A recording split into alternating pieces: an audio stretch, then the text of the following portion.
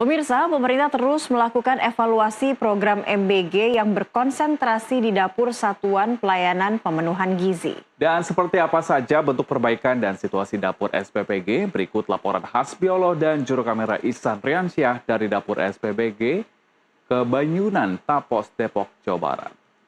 Dan kali ini kami sudah ada di dapur SPPG di wilayah Tapos Depok yang ingin melihat secara langsung perubahan-perubahan yang dilakukan oleh pemerintah dalam hal ini. Dan di dalam kami juga sudah janjian dengan kepala chef, lalu kemudian juga ada ahli gizi yang mengawasi secara langsung bagaimana proses dari pengelolaan dapur yang baik dan benar sesuai SOP. Kami pun sudah menggunakan APD lengkap, penutup kepala, dan kami akan melihat nanti proses memasak, proses plating, hingga produksi yang dikirimkan, distribusi yang dikirimkan kepada anak-anak sekolah, lalu kemudian juga ada ibu hamil, ibu menyusui, dan juga balita. Nah, saya akan mengajak Anda ke dalam, melihat bagaimana proses secara langsung masak yang dilakukan oleh SPPG di daerah wilayah Tapos, Depok. Dan memang ada 4 poin yang diinstruksikan oleh Presiden Prabowo, seperti ini, pemasangan CCTV. Ini salah satunya, ada 4 poin, pemasangan CCTV, kemudian juga ada jaminan steril, lalu kemudian juga ada tata kelola dapur yang baik, dan kepala chef. Nah, di sini sedang melakukan proses pemasakan. Dan ini adalah chefnya, adalah Chef Joe. Chef Joe, selamat malam. Malam, Pak. Nah, kebetulan ini memang malam hari produksinya dari pukul 1, betul Pak? Ya? Betul. Pukul 1, kemudian nanti plating pukul 3 dan distribusi pukul 6. Gitu. Chef, yang ingin saya pertanyakan di sini adalah kira-kira hari ini masak apa untuk anak-anak, ibu hamil, ibu menyusui, dan balita? Baik. Ini apa yang Untuk ibu hamil sama busui kita bedain ya menunya ya. Karena kita untuk ngejaga daripada makanan itu benar-benar hygiene ya. Kemudian untuk MBG untuk anak sekolah juga kita harus dibedain, harus benar-benar sesuai sama porsinya. Kalau untuk ibu hamil mungkin kita boleh agak sedikit ada pedas ya. Tapi untuk anak-anak sama apalagi balita itu zero pedas. Jadi kita jangan sampai ada kejadian nanti anak-anak itu lambungnya kan beda. Dia itu lambungnya masih belum kuat gitu. Jadi menghindari itu semua supaya jangan sampai ada keracunan. Padahal sebenarnya metode cookingnya, masak segala macam sebenarnya udah benar. Tapi ada sedikit pedas walaupun pakai lada ya, lada putih pun ya, itu kadang-kadang mereka belum kuat lambungnya. Makanya kita hindari itu. Jadi untuk supaya benar-benar safety makanan kita.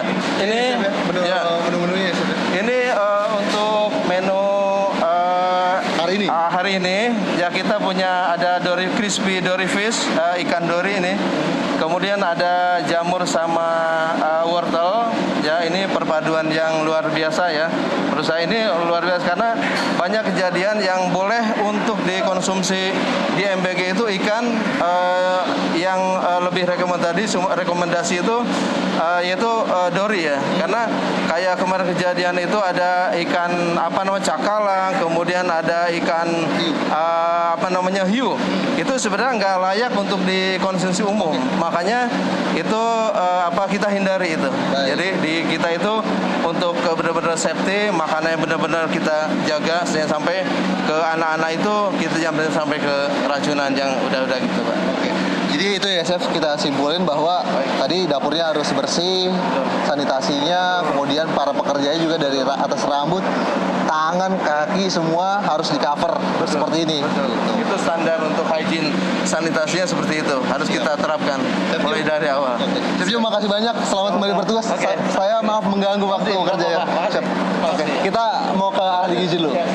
Nah, kali ini juga saya tidak hanya bisa berbincang dengan kepala chef yang ada di SPPG Tapos, tapi di sini juga ada ahli gizi yang tadi saya sudah janji untuk berbincang.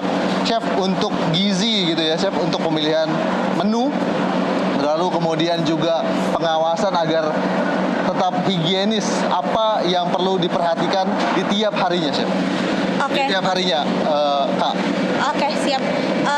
Untuk agar setiap hari koordinasinya juga pengawasannya yang saya lakukan ya istilahnya ya. Pertama mulai dari tentunya di awal edukasi juga ya ke penjamah makanannya ya. Personal hygiene-nya setiap orang harus mengerti bagaimana mereka memperlakukan bahan pangan tersebut gitu. Mulai dari bagaimana kebersihan mereka, terus bagaimana mereka memelihara lingkungan area kerjanya, dan tentunya selain itu juga edukasi sosialisasi di awal juga terkait bagaimana cara mempersiapkan bahan pangan. Karena misalnya bahan pangan mentah dan bahan pangan matang tidak boleh dicampurkan. Seperti yang saling mentah juga istilahnya sayur dan daging itu harus berbeda persiapannya. Jadi kalau dari dapur kami sendiri, ketika ada barang datang, khususnya istilahnya bahan mentah, daging, ayam, itu tuh selalu dipersiapkan dahulu untuk memprioritaskan daging tersebut, daging atau bahan ayam filet tersebut. Jadi setelah dipersiapkan, dipotong-potong sesuai dengan menu yang tersedia, lalu baru disimpan, dimarinasi, baru disimpan ke freezer kembali. Jadi istilahnya bertahap gitu, tidak bercampur antara ada section yang sayur, ada section yang daging. Jadi sebisa mungkin tidak ada campur dan menghindari kontaminasi silang. Ini kan ada penekanan bahwa pemerintah mempercepat adanya sertifikat laik, hygiene dan sanitation. Ini sejauh ini SPPG ini melakukan hal tersebut atau tidak? Untuk saat ini kami masih berusaha untuk memenuhi standar uji layak hygiene dan sanitasi ya. Pertama mulai dari yang concern utama kami khususnya dari suhu. Jadi suhu itu kritikal banget ketika makanan matang, belum tentu aman. Jadi ketika makanan matang juga, ketika istilahnya waktu untuk area pemorsian itu tuh nggak boleh panas agar nggak cepet basi. Jadi harus ada pendinginan dulu. Jadi salah satu upaya juga udah mulai agak baik nih untuk sirkulasi udara di pemorsian, dan juga jadi udah mulai dipasang-pasang AC agar istilahnya suhunya tuh stabil gitu. Jadi menghindari adanya makanan basi ataupun masih panas ketika ditutup ompreng, karena itu juga salah satu titik kritis lah yang menyebabkan mungkin ketika makanan matang tuh udah baik, cuman masih ada langkah-langkah yang bisa menyebabkan makanan itu kurang segar. Jadi dari suhu tersebut kami ahli gizi sebenarnya juga mengupayakan bahwa ketika ada apa fasilitas yang kurang, vokal untuk mengupayakannya gitu agar segeralah ada fasilitas tersebut gitu. Salma, makasih banyak atas waktunya. Selamat kembali bertugas. Semoga terus membaik. Sertifikat yang memang harus memenuhi syarat dapur ini sudah berjalan kali ini dan cepat turun, sehingga semua tujuan dari pemenuhan makan gizi gratis pada anak dan ibu ini juga berjalan dengan baik. Makasih banyak. Ayo Kak, selamat kembali bertugas Kak. Ya, itu tadi keseluruhan bagaimana kita mereview dari dapur SPPG dari dalam, kemudian nanti saya juga akan mengikuti proses plating, lalu juga ada distribusi yang nanti akan dilakukan pada pagi hari pukul 6. Dan kali ini saya pamit terlebih dahulu, dan tentunya kita berharap semua pemerintah terus melakukan perbaikan terhadap makan bergizi gratis. Salah satunya contohnya ini sudah melakukan banyak perbaikan sekali di wilayah Tapos Depok. Dari Depok, Jawa Barat, Hasbiullah Ihsan Riansyah, NTV melaporkan.